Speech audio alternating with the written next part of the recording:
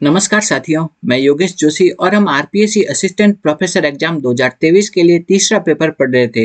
इस वीडियो में जो हम टॉपिक डिस्कस करेंगे उसका नाम है राजस्थान की प्रमुख चित्र शैलियाँ। क्या है राजस्थान की प्रमुख चित्र शैलियाँ या different schools of paintings of Rajasthan. Different schools of paintings of Rajasthan, उसके बारे में इस वीडियो में हम डिस्कस करेंगे।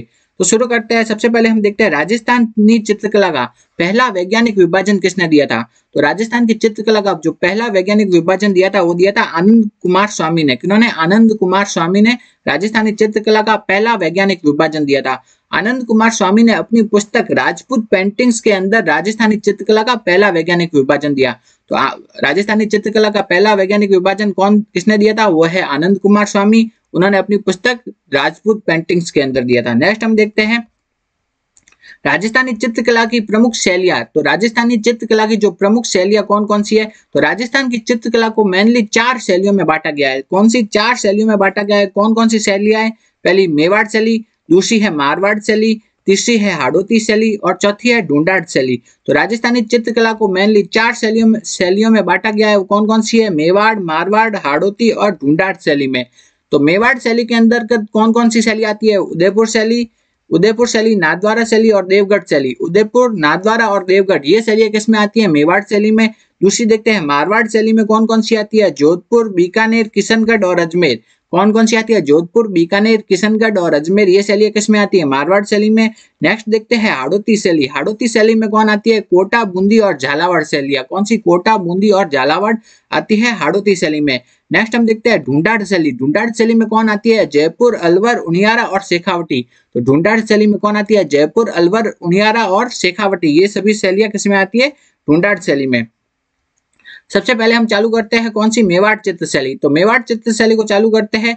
राजस्थानी चित्रकला की जन्मभूमि किसे कहा जाता है? मेवाड़ को कहा जाता है। राजस्थान की चित्रकला की जन्मभूमि कहा जाता है मेवाड़ को। नेक्स्ट हम देखते हैं श्रावक प्रतिक्रमण सूत्र चूर्णी। ये क्या है? श्रावक प्रतिक्रमण सूत्र चूर्णी मेवाड़ चित्र शैली का प्राचीनतम ग्रंथ है। तो मेवाड़ की चित्र शैली है उसका प्राचीनतम ग्रंथ कौन सा है? वह है श्रावक प्रतिक्रमण सूत्र चूर्णी। तो श्रावक प्रतिक्रमण सूत्र चूर्णी क्या है? मेवाड़ की चित्र शैली का प्राचीनतम ग्रंथ।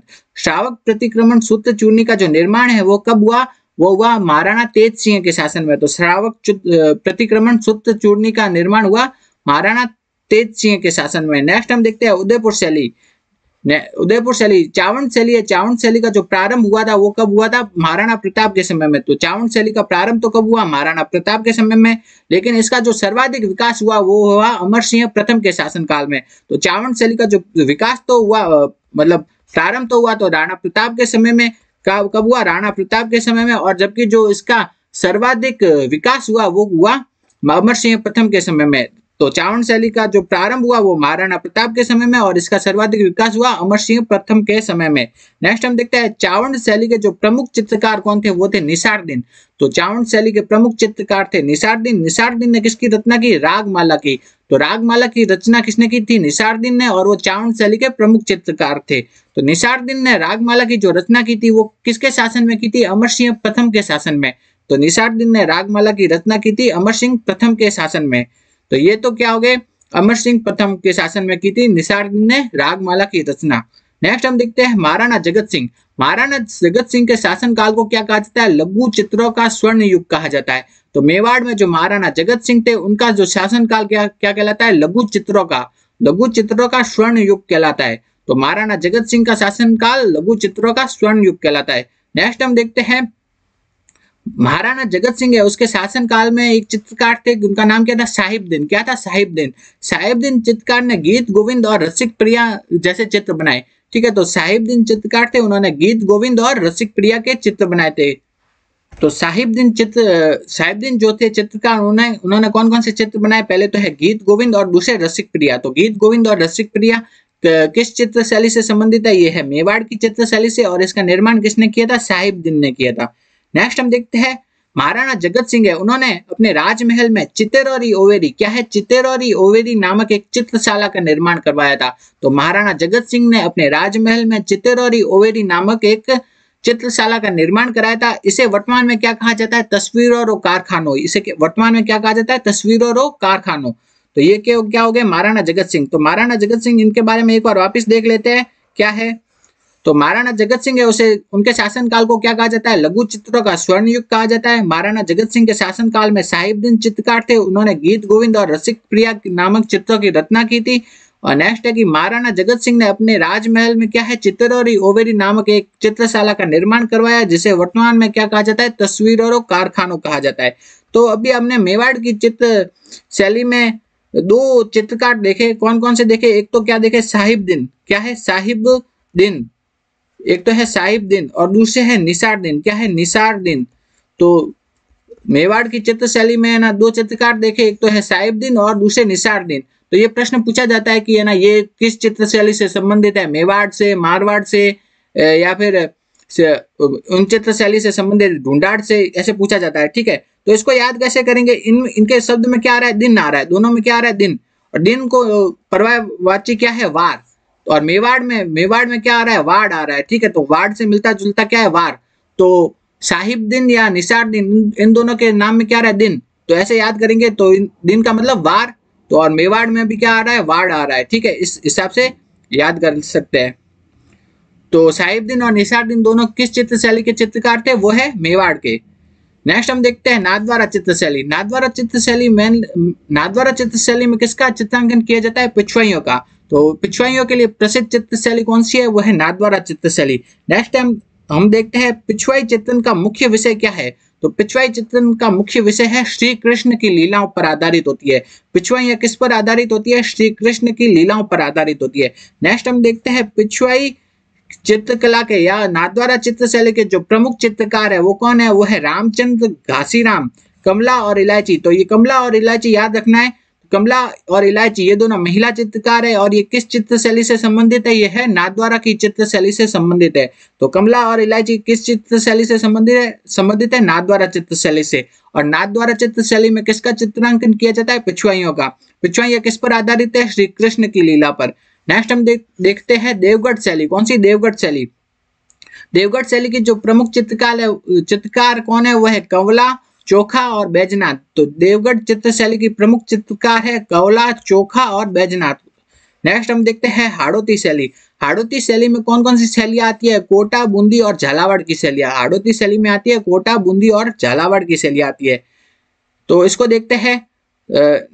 तो सबसे पहले हम देखते हैं बूंदी शैली। कौन सी? बूंदी शैली। तो बूंदी के जो मतीराम है, बूंदी के कौन है? मतीराम, उन्होंने रसराज की रचना की। तो रसराज चित्र की रचना किसने की थी? बूंदी के मतीराम ने। ये वाला क्वेश्चन आपके कॉलेज लेक्चर 2020 में पूछा गया था कि जो बूंदी के जो मतीराम है उन्होंने किसकी? रसराज चित्र की रचना की थी। रसराज चित्र की रचना बूंदी के मतीराम ने की थी। नेक्स्ट हम देखते हैं बूंदी की जो चित्र शैली है वो के उसकी विशेषता क्या है? वो है पशु पक्षियों का चित्रण। तो पशु पक्षियों का चित्रण किस चित्रशैली की विशेषता है? वो है बूंदी की चित्रशैली की। तो पशु पक्षियों का जो चित्रण है वो किस चित्रशैली की विशेषता है? बूंदी की चित्रशैली की। नेक्स्ट हम देखते हैं रंगमहल। रंगमहल कहाँ पे स्थित है? वो स्थित है बूंदी में। और रंगमहल अपने भित्ति चित्रों के लिए प्रसिद्ध है और इसका निर्माण किसने करवाया था? महाराजा छत्रसाल ने। तो रंगमहल कहाँ स्थित है? वो बूंदी में स्थित है, अपने भित्ति चित्रों के लिए प्रसिद्ध है और इसका निर्माण महाराणा छत्रसाल ने करवाया था। ठीक है, तो जो रंगमहल कहाँ स्थित है? बूंदी में, अपने भित्ति चित्रों के लिए प्रसिद्ध है और इसका निर्माण महाराजा छत्रसाल ने कराया था। नेक्स्ट हम देखते हैं चित्रशाला। एक तो है रंगमहल और दूसरा है चित्रशाला, दोनों अलग अलग है। ठीक है, चित्रशाला कहाँ स्थित है? बूंदी के महलों में स्थित है। इसका निर्माण किसने करवाया था? उमेद सिंह ने। तो रंगमहल का निर्माण तो छत्रसाल ने करवाया था और जबकि चित्रशाला है उसका निर्माण करवाया था उमेद सिंह ने। नेक्स्ट हम देखते हैं दुगारी किले का संबंध किससे है? ये प्रश्न एक बार पूछा गया था किसी एग्जाम में। दुगारी किले का संबंध है बूंदी की चित्रशैली से। नेक्स्ट देखते हैं कोटा चित्रशैली। तो बूंदी की चित्रशैली की जो विशेषता क्या थी? वो है पशु पक्षियों का चित्रण। तो पशु पक्षियों का चित्रण ये किस चित्रशैली की विशेषता थी? ये थी बूंदी की चित्रशैली की। तो पशु पक्षियों का चित्रण किस चित्रशैली की विशेषता थी? बूंदी शैली की विशेषता थी। नेक्स्ट हम देखते हैं शिकार के चित्र किस शैली की विशेषता है? वो है कोटा शैली की। तो कोटा शैली की विशेषता क्या है? शिकार के चित्र। जबकि पशु पक्षियों का चित्रण किसकी विशेषता है? बूंदी शैली की। कोटा की चित्र शैली में नारियों को भी शिकार करते हुए दिखाया गया है। तो ये प्रश्न भी पूछा जाता है कि शिकार के चित्र किस चित्र शैली की विशेषता है? वो है कोटा चित्र शैली की। जबकि पशु पक्षियों का चित्रण बूंदी की चित्र शैली की विशेषता है। नेक्स्ट देखते हैं कोटा चित्र शैली का उत्कृष्ट काल किसे माना जाता है? वह है महाराजा उमेद सिंह प्रथम के शासनकाल को। तो कोटा चित्र शैली का उत्कृष्ट काल माना जाता है महाराजा उमेद सिंह प्रथम के शासनकाल को। नेक्स्ट देखते हैं हम ढूंढाड़ शैली। ढूंढाड़ शैली में कौन कौन सी आती है? आमेर, जयपुर, अलवर, उनियारा, शेखावटी, ये सभी शैलियां ढूंढाड़ शैली में आ जाती है। नेक्स्ट देखते हैं आमेर शैली। आमेर शैली के में क्या है? तो मौजमाबाद के जो भित्ति चित्र है और बैराट के जो मुगल गार्डन है ये आमेर चित्र शैली से संबंधित है। तो ये पूछा जाता है प्रश्न कि मौजमाबाद के भित्ति चित्र किस चित्र शैली से संबंधित है? वह आमेर की चित्र शैली से संबंधित है। तो मौजमाबाद के भित्ति चित्र और बैराट के मुगल गार्डन ये आमेर की चित्र शैली से संबंधित है। नेक्स्ट हम देखते हैं जयपुर की चित्र शैली। तो जयपुर चित्र शैली के प्रमुख चित्रकार कौन है? साहिब राम। अभी साहिब वर्ड आपको भी सुना हुआ दिख रहा होगा, तो साहिब दिन तो कौन सी चित्र शैली के थे? वो थे मेवाड़ के। ठीक है, तो ये याद रखना है, इंपॉर्टेंट है, पूछा जाता है। साहिब दिन तो किसके थे? मेवाड़ की चित्र शैली के। और जबकि साहिब राम है वो है किसकी? जयपुर की चित्र शैली से। तो ऐसे याद रख सकते हैं, इसमें दिन आ रहा है, दिन का मतलब वार, और मेवाड़ में भी क्या आ रहा है? वार्ड। तो वार से मिलता जुलता शब्द क्या है? वार्ड। तो ऐसे याद रख सकते हैं। तो साहिब राम तो किससे है? जयपुर के। और जबकि साहिब दिन किसके हैं? मेवाड़ की चित्र शैली के। तो साहिब राम अपने द्वारा बनाए गए आदमकद पोर्ट्रेट के लिए प्रसिद्ध है। तो साहिब राम किसके लिए प्रसिद्ध है? आदमकद पोर्ट्रेट के लिए प्रसिद्ध है। कौन? साहिब राम। और साहिब राम का संबंध कौन सी चित्र शैली से है? वह है जयपुर की चित्र शैली से। तो साहिब राम का संबंध है जयपुर की चित्र शैली से, जबकि साहिब दिन का संबंध है मेवाड़ की चित्र शैली से। और साहिब राम का जो विशेषता क्या है? वो है आदमकद पोर्ट्रेट के लिए प्रसिद्ध है। नेक्स्ट हम देखते हैं जयपुर चित्र शैली पर मुगल चित्रकला का प्रभाव दिखाई देता है। तो ऐसी कौन सी चित्र शैली है जिस पर कि मुगल चित्रकला का प्रभाव दिखाई देता है? वह है जयपुर चित्र शैली। नेक्स्ट है जयपुर चित्रकला का स्वर्ण काल किसके काल को माना जाता है? वह है सवाई प्रताप सिंह के समय को जयपुर चित्रकला का स्वर्ण काल माना जाता है। तो जयपुर चित्रकला का स्वर्ण काल किसे माना जाता है? सवाई प्रताप सिंह के शासन काल को जयपुर चित्रकला का स्वर्ण काल माना जाता है। नेक्स्ट हम देखते हैं जयपुर चित्र शैली की प्रमुख विशेषताएं क्या है? आदमकद पोर्ट्रेट, लघु चित्र, पोथी चित्र, ये सब जयपुर की चित्र शैली की प्रमुख विशेषताएं। कौन कौन सी? आदमकद पोर्ट्रेट है, लघु चित्र है, पोथी चित्र है, ये सभी जयपुर की चित्र शैली की प्रमुख विशेषताएं। नेक्स्ट हम देखते हैं राजस्थान स्कूल ऑफ आर्ट्स। इसकी स्थापना किसने की? इसकी स्थापना की सवाई राम सिंह ने। राजस्थान स्कूल ऑफ आर्ट्स की स्थापना की सवाई राम सिंह ने। नेक्स्ट देखते हैं मोहम्मद शाह। क्या है? मोहम्मद शाह वो जयपुर के चित्रकार थे और ये किसके दरबार में दरबारी चित्रकार थे? ये है सवाई जय सिंह के। तो ये वाला प्रश्न भी RS 2023 में पूछा गया कि मोहम्मद शाह किसके दरबारी चित्रकार थे? वो है सवाई जय सिंह के। तो मोहम्मद शाह किसके दरबारी चित्रकार थे? सवाई जय सिंह के दरबारी चित्रकार थे। नेक्स्ट हम देखते हैं आला गीला, आराइस, मोराकसी, ये सब क्या है? तो आला गीला क्या होता है? आराइस क्या होता है? मोराकसी क्या होता है? ये आला गीला क्या होता है? जयपुर के भित्ति चित्रों की एक विशेष पद्धति है। आला गीला क्या है? जयपुर के एक प्रकार के भित्ति चित्र है। इसमें क्या किया जाता है? चूने के प्लास्टर को घोटकर पतला कर देते हैं और इस पर चित्रण किया जाता है। तो आला गीला में क्या किया जाता है? एक प्रकार के भित्ति चित्र है। इसमें क्या किया जाता है? चूने का जो प्लास्टर होता है उसे घोट करके पतला कर देते हैं और उस पर भी क्या की जाती है? पेंटिंग की जाती है। ठीक है, तो प्लास्टर है उसको पतला करके उसके ऊपर पेंटिंग की जाती है। किसके अंदर? आला गीला में। और ये कहाँ की फेमस है? जयपुर की। नेक्स्ट हम देखते हैं अलवर शैली। अलवर शैली के जो प्रमुख चित्रकार है, अलवर शैली में ये प्रमुख चित्रकारों के नाम पूछे जाते हैं बार बार। कौन कौन से चित्रकार है? वो है शालिग्राम, जमुनादास, छोटेलाल, बक्साराम, गुलाम अली, नंदराम, डालूराम। तो ये सभी चित्रकार किस चित्र शैली से है? तो अलवर की चित्र शैली से। कौन कौन से? शालिग्राम, जमुनादास, छोटेलाल, बक्साराम, गुलाम अली, नंदराम और डालूराम। तो शालिग्राम, जमुनादास, छोटेलाल, बक्साराम, गुलाम अली, नंदराम और डालूराम, ये सभी चित्रकार अलवर की चित्र शैली से संबंधित है। नेक्स्ट है हाथी दांत के फलक पर सूक्ष्म चित्रण किस चित्र शैली की विशेषता है? अलवर चित्र शैली की। इंपॉर्टेंट है, हाथी दांत के फलक पर जो सूक्ष्म चित्रण किया जाता है वो कौन सी चित्र शैली से संबंधित है? वह है अलवर की चित्र शैली से। अपन देखते हैं कि पशु पक्षियों के चित्रण कौन सी चित्र शैली की थी? बूंदी की। नेक्स्ट है कि शिकार के चित्र कौन सी चित्र शैली की विशेषता है? कोटा की। हाथी दांत के फलक पर सूक्ष्म चित्रण है अलवर की चित्र शैली की प्रमुख विशेषता। नेक्स्ट हम देखते हैं हाथी दांत के फलक पर सूक्ष्म चित्रण करने में जो महारत चित्रकार थे वो कौन कौन से थे? उदयराम और मूलचंद। ठीक है, तो हाथी के दांत पर जो सूक्ष्म चित्रण करने वाले चित्रकार है उदयराम और मूलचंद है। नेक्स्ट हम देखते हैं उनियारा शैली। कौन सी? उनियारा शैली। उनियारा शैली के प्रमुख चित्रकार कौन है? मीर बख्श और काशी। तो उनियारा शैली के जो प्रमुख चित्रकार है वो कौन है? मीरबख्श एंड काशी। तो मीरबख्श ने किसकी रचना की थी? वह सीताराम, लक्ष्मण तथा हनुमान के चित्र बनाए थे। तो मीरबख्श ने किस किस के चित्र बनाए थे? सीताराम के, लक्ष्मण के तथा हनुमान जी के चित्र बनाए थे मीरबख्श ने। नेक्स्ट हम देखते हैं जो उनियारा शैली है वो किसका मिश्रण है? वो है जयपुर तथा बूंदी दोनों की चित्रकलाओं का मिश्रण है। कौन सी? उनियारा शैली। तो उनियारा शैली किस किस का मिश्रण है? एक तो है जयपुर की चित्र शैली तथा बूंदी की चित्र शैली, इन दोनों चित्र शैलियों का मिश्रण है उनियारा शैली। नेक्स्ट देखते हैं शेखावटी शैली।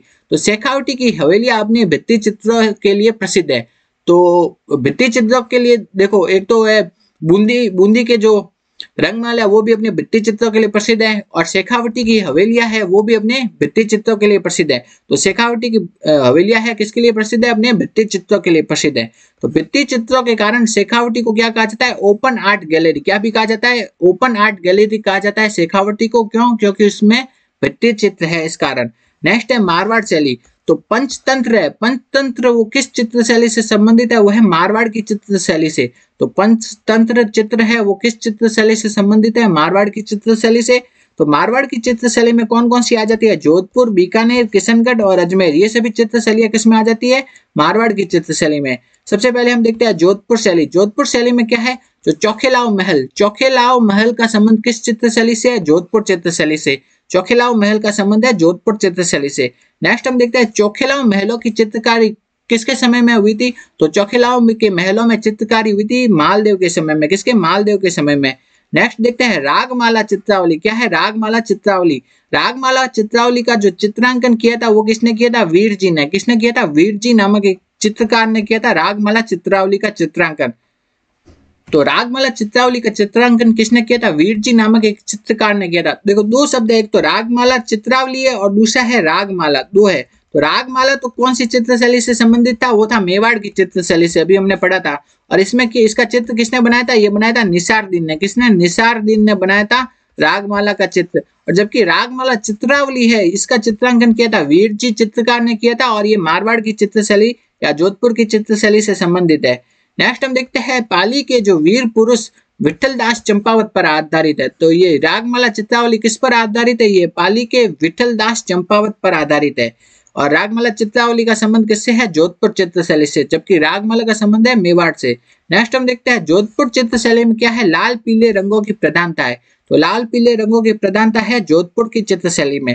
नेक्स्ट है रामा, नाथा, छज्जू, सैफू, ये सभी क्या है? जोधपुर चित्र शैली के प्रमुख चित्रकार है। तो रामा, नाथा, छज्जू, सैफू ये सभी के किस चित्र शैली के चित्रकार है? जोधपुर की चित्र शैली के चित्रकार है। कौन कौन से? रामा, नाथा, छज्जू और सैफू।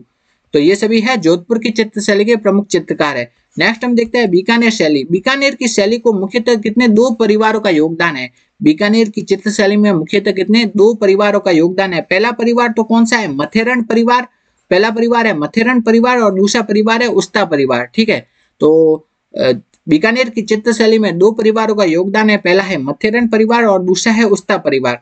तो मथेरण परिवार वाला आपके असिस्टेंट प्रोफेसर के जो पिछले एग्जाम है उनमें पूछा जा चुका है। तो मथेरण परिवार को देखते हैं। तो मथेरण क्या होते हैं? जैन समुदाय के लोग होते हैं। किस समुदाय के लोग होते हैं? जैन समुदाय के लोग होते हैं मथेरण।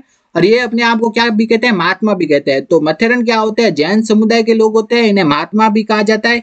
नेक्स्ट हम देखते हैं मथेरण परिवार के जो लोग होते हैं वो मुख्यतः किसके? शासकों के व्यक्तिगत चित्र बनाने के लिए जाने जाते हैं। मथेरण होते तो क्या है? जैन समुदाय के लोग होते हैं, और इनका ये मुख्यतः किसके लिए प्रसिद्ध है? ये शासकों के व्यक्तिगत चित्र बनाने के लिए प्रसिद्ध है। तो मथेरण परिवार के जो चित्रकार है वो शासकों के या राजाओं के व्यक्तिगत चित्र बनाने के लिए प्रसिद्ध है मथेरण। नेक्स्ट हम देखते हैं जो मथेरण परिवार के जो चित्रकार है उन्हें महाराजा अनूप सिंह के शासनकाल में सर्वाधिक संरक्षण प्राप्त हुआ। तो महाराजा अनूप सिंह के शासनकाल में सर्वाधिक संरक्षण प्राप्त हुआ मथेरण परिवार के चित्रकारों को। तो एक बार वापस देख लेते हैं। तो मथेरण परिवार के जो चित्रकार होते हैं वो क्या है? मेनली किस समुदाय के होते हैं? जैन समुदाय के होते हैं।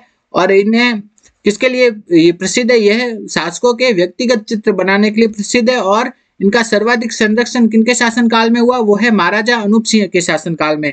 और मथेरण चित्रकारों के जो प्रमुख चित्रकार है वो कौन है? मुन्नालाल और मुकुंद। कौन है? मुन्नालाल और मुकुंद मथेरण परिवार के प्रमुख चित्रकार है।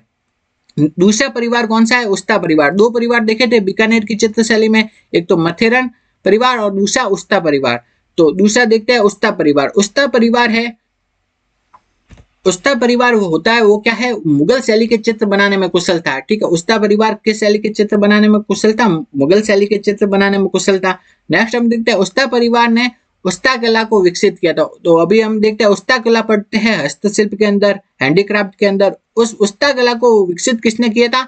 वो उस्ता परिवार ने किया था। बीकानेर की जो चित्रकारों के दो परिवार थे, एक तो मथेरन परिवार, दूसरा उस्ता परिवार। इसमें से जो उस्ता परिवार था उसने उस्ता कला को विकसित किया था। नेक्स्ट हम देखते हैं उस्ता कला होती क्या है आखिर? तो ऊंट की खाल पर जो सोने की बारीक चित्रकारी की जाती है उसे क्या कहा जाता है? उस्ता कला। ऊंट की खाल पर सोने की जो बारीक चित्रकारी की जाती है उसे कहा जाता है उस्ता कला। और उस्ता कला के लिए प्रसिद्ध स्थान कौन सा है? वो है बीकानेर। उस्ता कला के जो प्रमुख कलाकार कौन थे? वो थे रकनुद्दीन, अलीरजा और हसन। ये उस्ता कला के प्रमुख कलाकार है, चित्रकार है।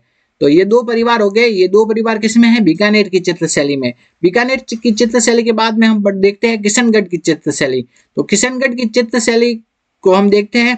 किशनगढ़ चित्रशैली का स्वर्ण युग किसे कहा जाता है? वो है महाराजा सावंत सिंह के समय को। तो महाराजा सावंत सिंह का समय है वो किशनगढ़ की चित्रशैली का स्वर्ण युग कहलाता है। नेक्स्ट हम देखते हैं महाराजा जो सावंत सिंह है उनका उपनाम क्या था? नागरी दास। तो नागरी दास किनका उपनाम था? महाराजा सावंत सिंह का। और इन नागरी दास के दरबार में एक चित्रकार थे जिनका नाम था मोर ध्वज निहाल चंद। क्या है? मोर ध्वज निहाल चंद।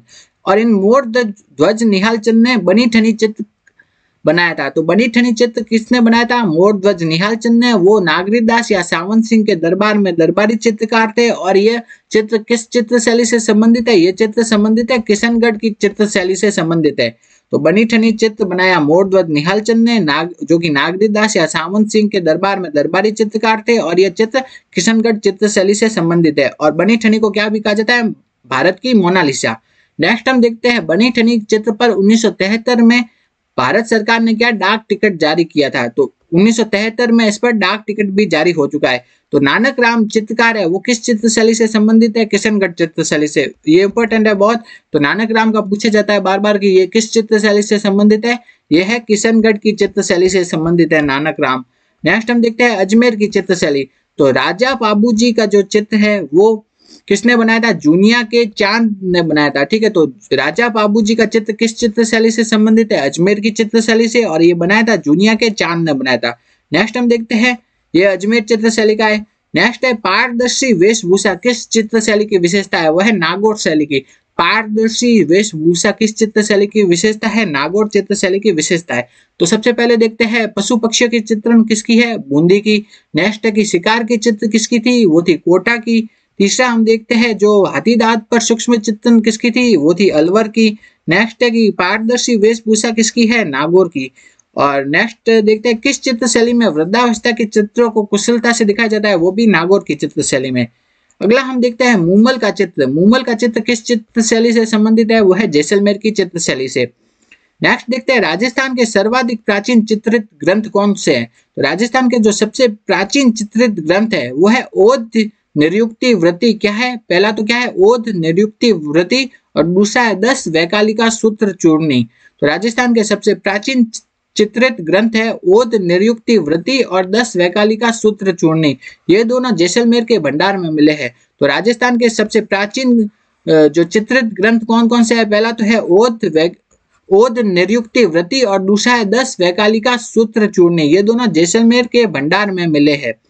ये दोनों जैसलमेर के भंडार में मिले हैं। नेक्स्ट है अब कुछ चित्रकार अभी हमने देख लिया है तो उनको वापस एक बार रिवीजन कर लेते हैं क्योंकि ये पूछा जाता है बार बार।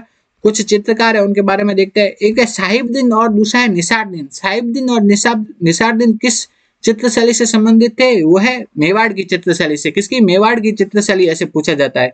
मेवाड़ की है, मारवाड़ की है, ढूंढाड़ की है, इस टाइप से पूछा जाता है। तो वो किस चित्रशैली से संबंधित है? वो है मेवाड़ की चित्रशैली से संबंधित है। नेक्स्ट हम देखते हैं साहिब राम। साहिबदीन तो किसका था? किस चित्रशैली से संबंधित थे? मेवाड़ की। और जबकि साहिब राम है वो है जयपुर की चित्रशैली से। तो साहिब राम किस चित्रशैली से संबंधित है? जयपुर की चित्रशैली से। नेक्स्ट हम देखते हैं मोहम्मद शाह। ये भी किस चित्रशैली से संबंधित है? वो है जयपुर की। मोहम्मद शाह किस राजा के दरबार में थे चित्रकार? वो थे सवाई जयसिंह। तो साहिब राम और मोहम्मद शाह ये दोनों जयपुर की चित्रशैली से। मोरध्वज निहाल चंद और नानक राम किस चित्रशैली से थे संबंधित? वह है किशनगढ़। नेक्स्ट हम देखते हैं शालिग्राम, जमुनादास, छोटेलाल, बक्साराम, टालूराम, गुलाम अली, ये सभी है अलवर की चित्रशैली से। तो ये चित्रकार है, इनको याद रखना है क्योंकि पूछा जाता है चित्रकारों के बारे में, ये किस चित्रशैली से संबंधित है, तो उनको एक बार वापस देख लेते हैं हम। तो सबसे पहले है साहिबुद्दीन और निसारुद्दीन मेवाड़ की चित्रशैली से, साहिबराम और मोहम्मद शाह जयपुर की चित्रशैली से, मोरध्वज, निहारचंद और नानक राम है किशनगढ़ चित्रशैली से, शालिग्राम, नेक्स्ट है शालिग्राम, छोटेराम, बक्साराम, गुलाम अली, डालूराम, ये सभी है अलवर की चित्रशैली से। अगर आपको हमारा ये वीडियो अच्छा लगा तो वीडियो को लाइक करो, ज़्यादा से ज़्यादा शेयर करो